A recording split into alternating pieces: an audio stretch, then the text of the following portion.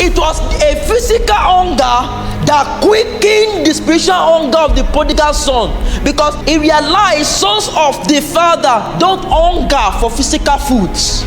Physical challenges are sometimes the prompts God uses to bring some believers back to a place of hunger for his thing and for his presence when they begin to lose it. If the prodigal son didn't lose all he had, he might never have entertained the need to go back to the father. But because he lost all, now he remembered the father. He knew servant of his father wouldn't be where he is now, and that made him to seek and desire a return to him. Look at what the Bible said in Luke 15 verse 17. And when he came to himself, he said, how many hired servants of my fathers have bread enough and to spare, and I perish with hunger. So the perishing with hunger was what reinstated spiritual hunger for God in the life of the prodigal son. But we can choose to not be like the prodigal son. We can choose to remain hungry when we have abundance. But there are believers that it is because of the fullness of their bowels that they have stopped being hungry for God. But Paul said, I can be both full and hungry.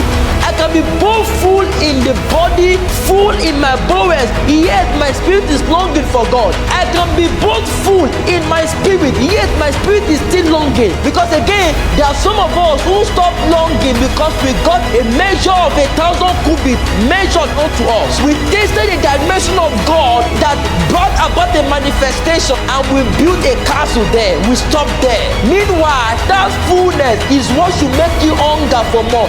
Because the one to whom 1,000 cubits has been measured to, that came to his ankle, another 1,000 cubits can be measured and it will come to his knees.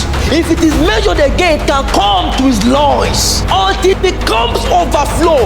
And when it becomes overflow, you see, overflow is even still relative, because there's something that overflows and it just stays around the vessel. Meanwhile, there's another river bank that overflows and it crosses borders. It travels to nations. Choose your overflow. Would you overflow to Knoxville and stop, or you overflow until the kingdom of this world become the kingdom of our God?